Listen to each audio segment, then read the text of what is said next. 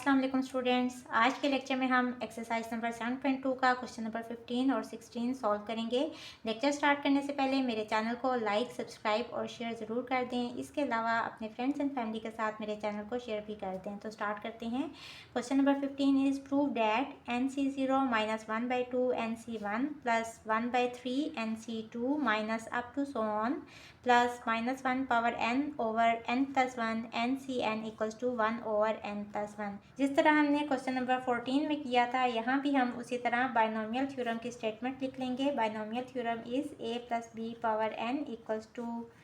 NC0 a की maximum power यानी कि n और b पावर मिनिमम यानी कि 0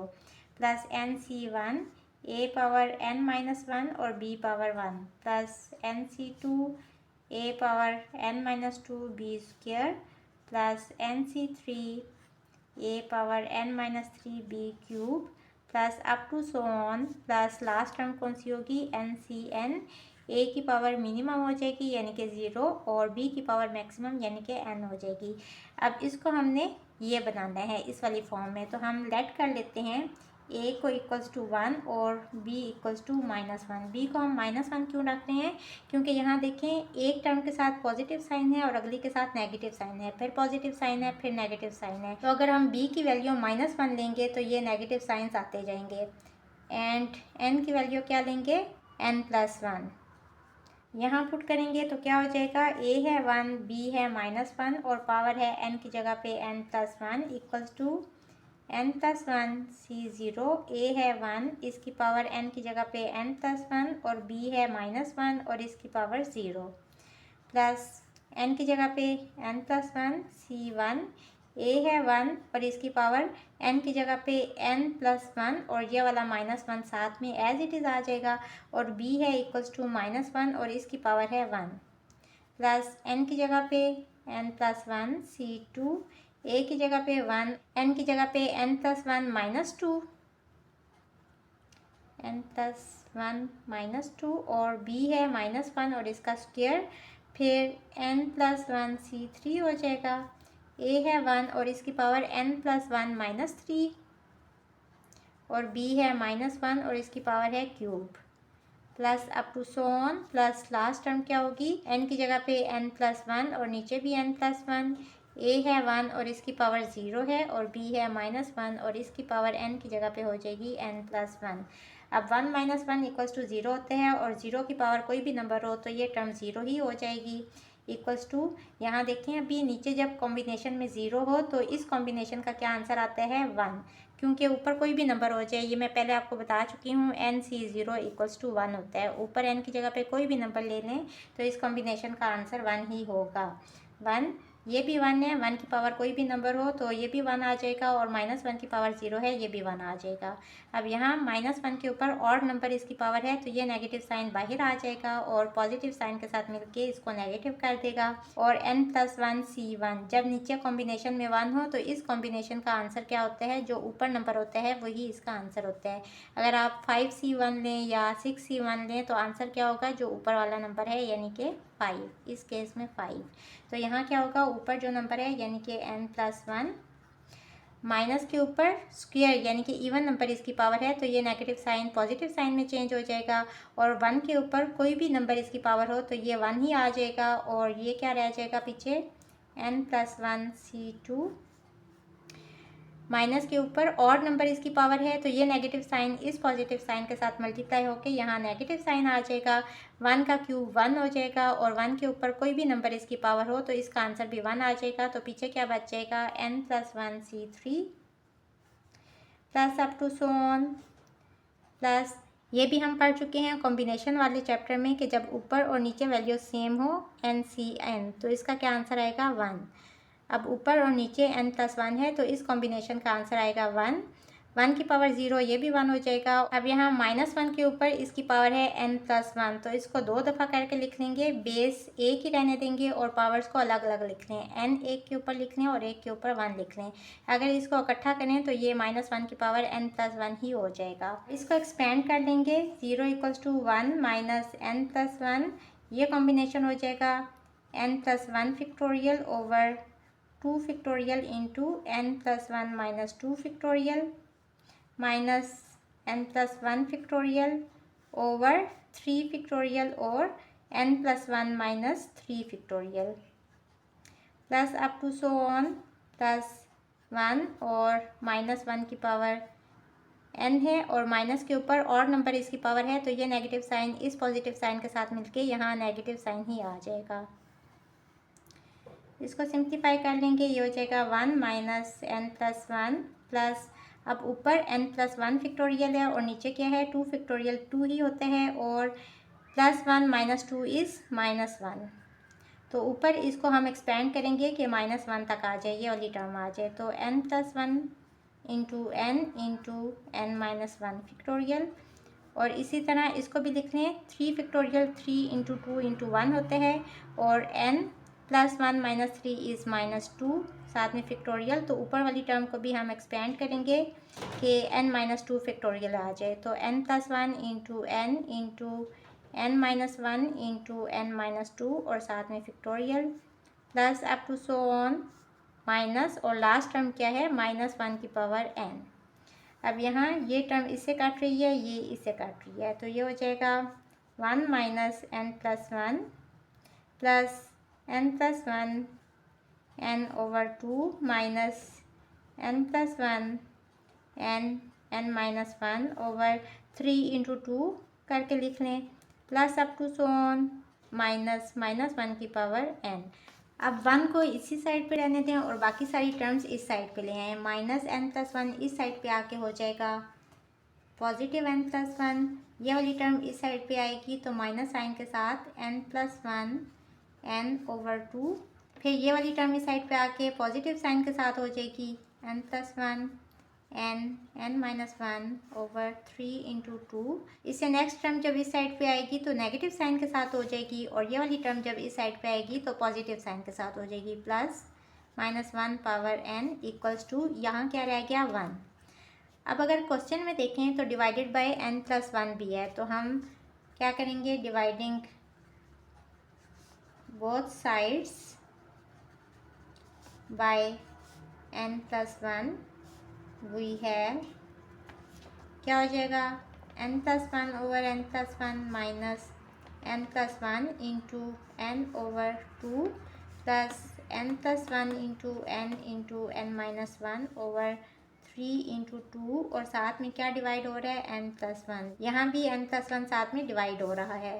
minus up to so on plus minus 1 power n over n plus 1 equals to 1 over n plus 1। ये वाली side तो बिल्कुल सेम आ गई जैसा कि क्वेश्चन में है और ये साइड अब हमने सेम करनी है, ये इससे कट जाएगा, यहाँ ये टर्म इससे कट रही है, ये भी कट रहे हैं, तो पीछे क्या रह गया, यहाँ रह गया 1, यहाँ माइनस n ओवर 2, यहाँ प्लस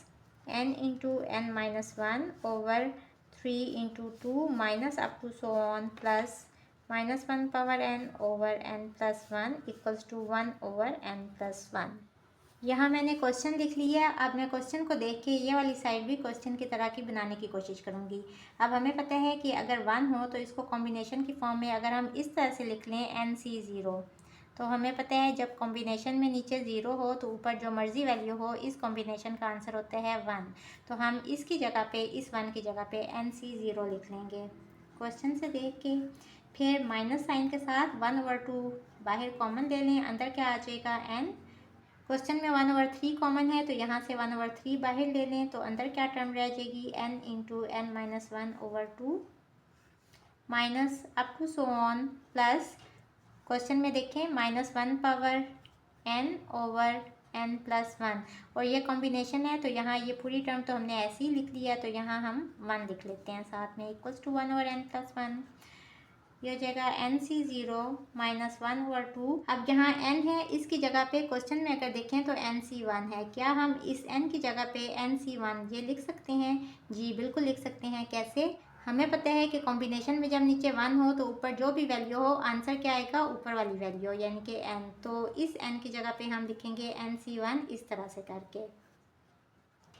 प्लस 1 ओवर 3। अब इसकी जगह पे हमने क्या लेके आना है, क्वेश्चन में देखें NC2 है, अगर इसको आप एक्सपेंड करें, पिछले क्वेश्चन में भी मैं कर चुकी हूँ, n factorial over 2 factorial into n minus 2 factorial, इसको एक्सपेंड करें n into n minus one into n minus two factorial over 2 factorial 2 ही होते हैं into n minus two factorial. ये इससे कट जाएगा, पीछे क्या रह गया n into n minus one over 2, यानी कि ये वाली टर्म रहेगी। तो इस सब की जगह पे हम लिखेंगे NC2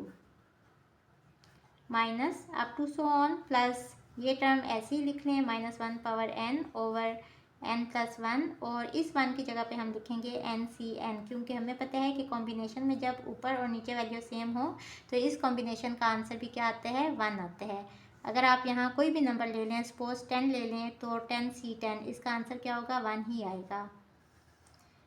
तो ये सारे कॉन्सेप्ट्स हमने यहाँ यूज़ किए और हमने इस साइड को बिल्कुल ऐसे ही बना लिया क्वेश्चन की तरह का, और ये वाली साइड तो हमारे पास पहले से ही क्वेश्चन की तरह की आ गई है, हैंस प्रूव्ड।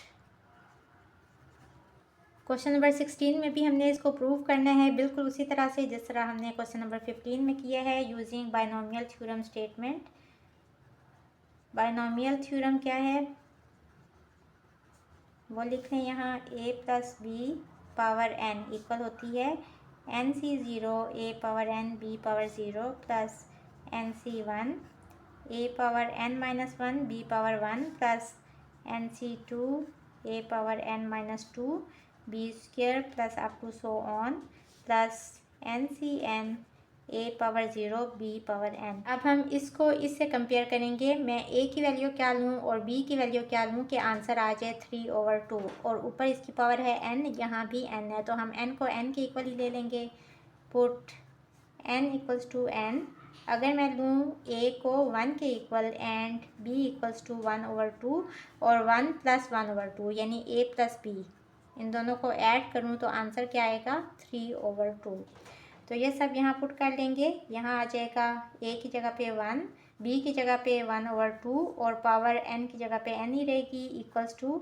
NC0 a है 1 और इसकी पावर n और b है 1/2 इसकी पावर 0, NC1 a है 1 और इसकी पावर n माइनस 1 ही होगी, और b क्या है 1/2 और इसकी पावर है 1, NC2